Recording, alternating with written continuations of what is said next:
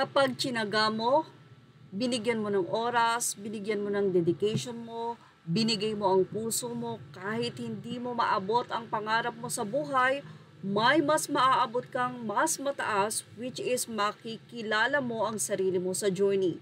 Mas pahalagahan yung pag-training and mga nakakasalamuha mo na tao and mga taong tumutulong sa atin para maabot yung pangarap na yon. Yan ang naging pagpahayag ni Carlos Yulo o paulit-ulit na mensahe niya sa tuwing siya ay mai-interview.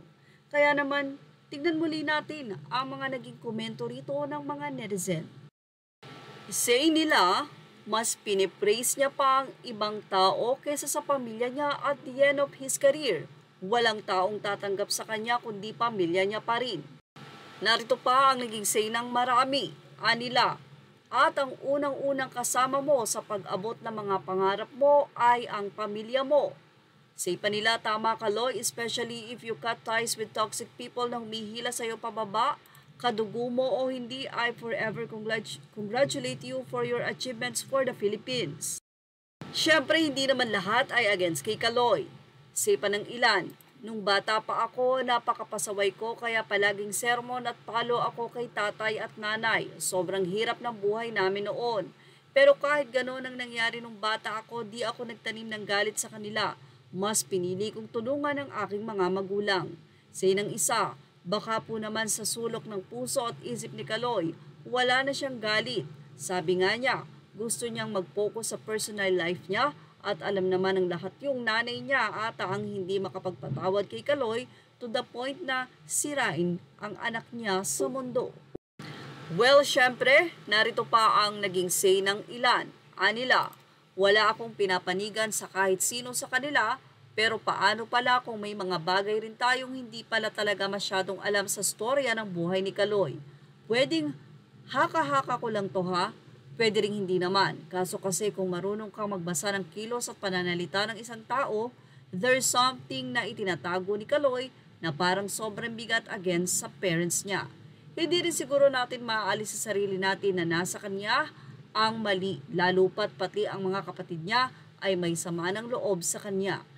Paano rin pala kung pati mga kapatid niya may hindi nalalamang dahilan kung bakit parang hanggang ngayon hindi pa rin okay si Kaloy at magulang niya. Pahalagahan mo din ang mga magulang mo kahit ano pa ang naabot mo sa buhay. Kung hindi ka marunong magpatawad at magmahal sa sarili mong mga magulang, wala ding kwenta ang naabot mo kasi yung naabot mo ngayon ay temporary lang, pero ang pagpapatawad at pagmamahal mo sa mga magulang mo ay eternal and it will give you glory to God. Samantala, tila ginawa namang inspirasyon ng mga suwail daw na anak itong si Chloe, ang girlfriend ni Carlos. Mula sa mensahe ni Matt 30, thank you Tita Chloe, you're truly an inspiration sa kabataan. Dahil na-inspire ako sa iyo, marunong na rin akong sumagot-sagot sa mga magulang ko at sa mga matatanda. Taas noo akong naging palaban, hindi porket mas bata tayo ay wala na tayong laban. Ngayon, totoo na ako sa sarili ko at wala nang makakapigil sa akin. Ikaw ang mag-uumpisa sa henerasyon ng mga kabataang maging bastos at wala nang galang sa mga magulang. Well, mukhang iyan nga ang nagiging dikit ngayon sa magkasintahan ng Chloe at Carlos. Pero sabi nga natin, hindi naman lahat ng tao.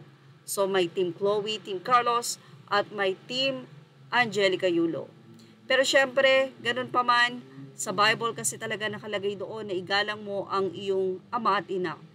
Sa issue kasi ni Carlos, ni Chloe, at ni Mrs. Angelica Yulo, kung titignan natin, hindi ganun kasama ang magulang ni Carlos para hindi niya bisitahin o maging matindi ang kanyang galit sa mga ito. Yan ang ating Showbiz Now update.